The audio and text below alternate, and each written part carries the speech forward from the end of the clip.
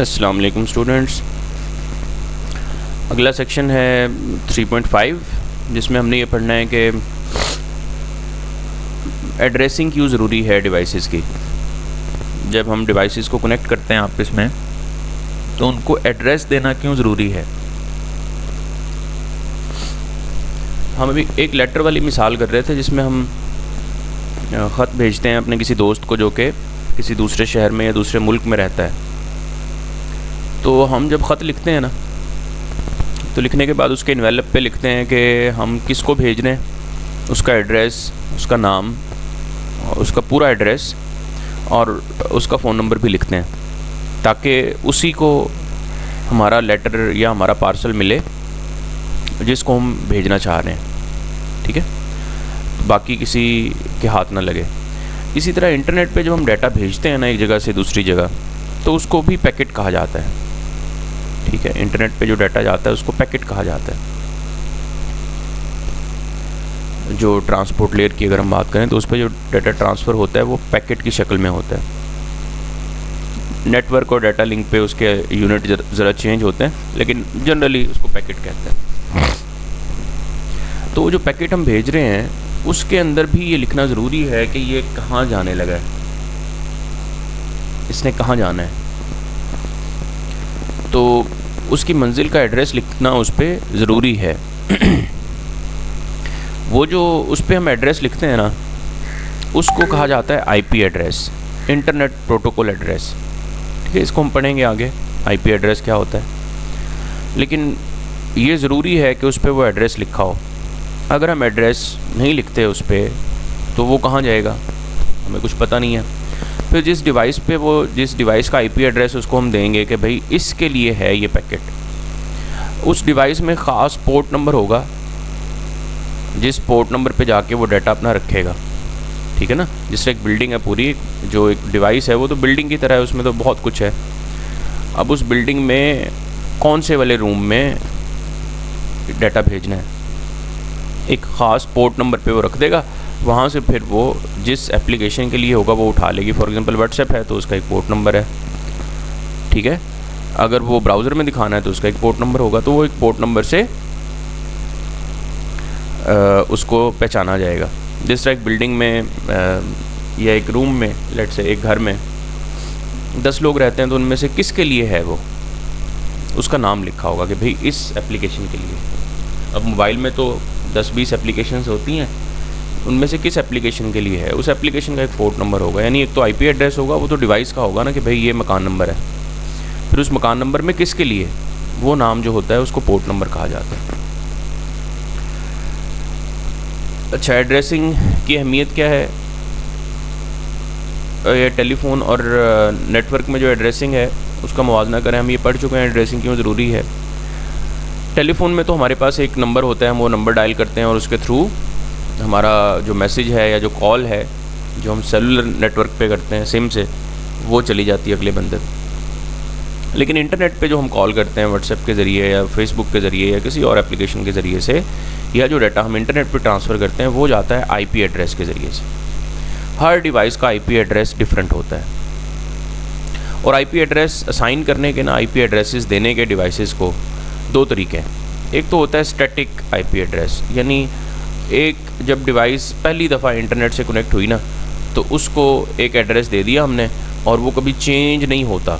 जिस तरह हमारी सिम होती है ना, एक नंबर उसमें होता है और वो कभी चेंज नहीं होता, तो वो तो होता है स्टैटिक आईपी एड्रेस। यानी इंटरनेट ने एक एड्रेस आपको दे दिया है। एड्रेस देने वाला होता है जो एड्रेस असाइन करता है डिवाइसेस को, उसको DHCP कहा जाता है। ठीक है, ये इसके बारे में भी थोड़ी देर के बाद हम पढ़ेंगे, ये आगे आएगा DHCP। ये प्रोटोकॉल है, डायनेमिक होस्ट कॉन्फ़िगरेशन प्रोटोकॉल, जो आईपी एड्रेसेस जितनी डिवाइसेस कनेक्ट होती हैं इंटरनेट से उनको आईपी एड्रेसेस असाइन करना इस प्रोटोकॉल का काम है। तो स्टैटिक आईपी तो चेंज नहीं होता, एक दफ़ा दे दिया हमने और वही रहेगा।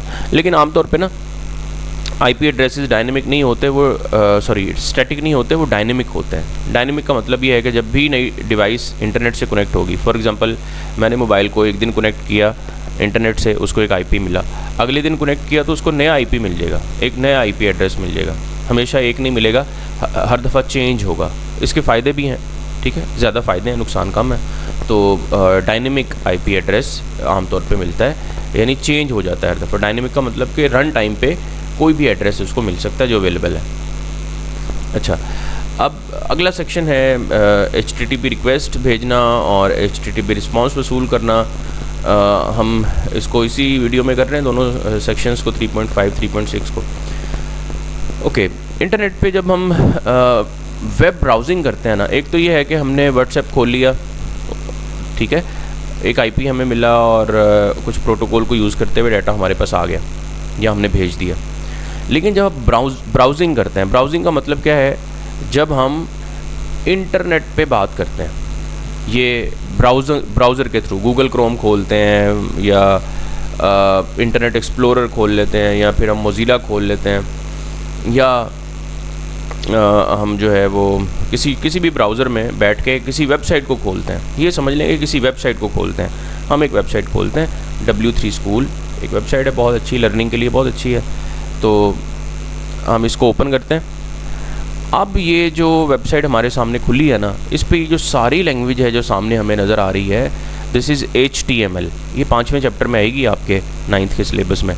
This is called hyper text markup language. ये जो सामने हमें नज़र आ रही है, अब इस पर जो हम किसी भी बटन पे मैं क्लिक करता हूँ, लेट से मैं HTML पे क्लिक कर देता हूँ, अब ये हमारे सामने आ गया।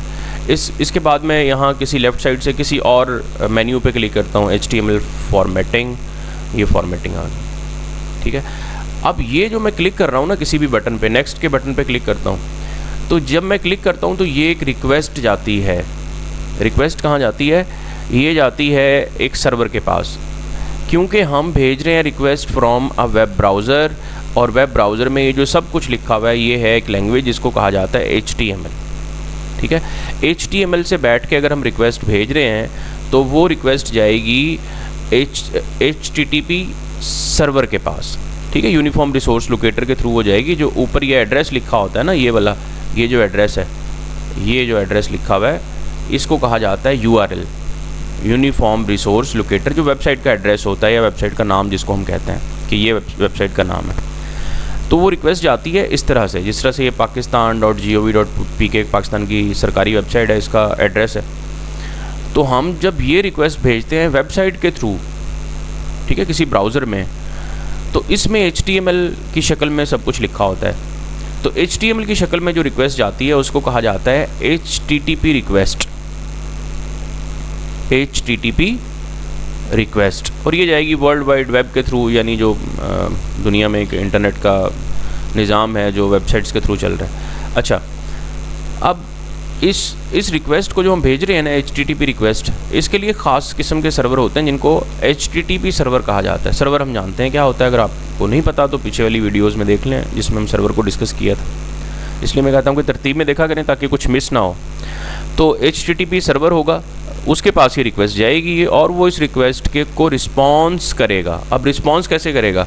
रिस्पॉन्स उसी सूरत में करेगा जिस सूरत में हमने उससे रिक्वेस्ट की थी। देखें, मैं इस बटन पे क्लिक करता हूँ नेक्स्ट के बटन पे क्लिक करके वो हमें कहीं और नहीं लेके जाएगा, बल्कि जो अगला पेज जो मैं मांग रहा हूँ, नेक्स्ट कर रहा हूँ, तो वो सर्वर पे पड़ा हुआ है, सर्वर हमें वो पेज दिखा देगा, यहाँ लोड कर देगा। अब ये सर्वर से आया, ठीक है। इसी तरह से मैं इस पर क्लिक करता रहा हूँ, ट्राई इट योरसेल्फ, तो उसने देखें वहीं वेबसाइट के अंदर ही एक नया पेज खोल दिया है, और ये कहाँ से आया? ये भी सर्वर से आया, ठीक है। तो उसने HTTP की फॉर्म में ही हमें आउटपुट दिखाई। ये होता है HTTP रिस्पॉन्स, ठीक है। HTTP रिक्वेस्ट वेबसाइट के थ्रू जाती है HTTP सर्वर पे, और वो हमें रिस्पॉन्स बैक करता है, यानी हमें जवाब देता है उसका वापस उसी पैराडाइम में, उसी वेबसाइट पे रहते हुए। ओके, ये HTTP रिस्पॉन्स और रिक्वेस्ट के बारे में बेसिक सी बात लिखी हुई है। आगे जनाब सेक्शन 3.6.1 है IP एड्रेसिंग की वजाहत। IP एड्रेसिंग क्यों ज़रूरी है, हम इसको क्यों यूज़ करते हैं, और किस तरह की IP एड्रेसिंग होती है, किस तरह से IP एड्रेसेस दिए जाते हैं डिवाइसेस को, ठीक है। ये हम अगली वीडियो में डिस्कस करेंगे, स्पेशल वीडियो बनाएंगे इसके लिए, और उसमें हम IP वर्जन 4 और IP वर्जन 6 को सिर्फ डिस्कस करेंगे, और इसकी ज़रा हिस्ट्री भी देखेंगे, और उसके बाद फिर इसका जो स्ट्रक्चर है पूरा वो भी डिस्कस करेंगे एक सेपरेट वीडियो में इन सम डिटेल। सो अगली वीडियो में मिलते हैं जनाब। Thank you very much. कोई क्वेश्चन हो तो ज़रूर पूछिएगा इन कमेंट सेक्शन।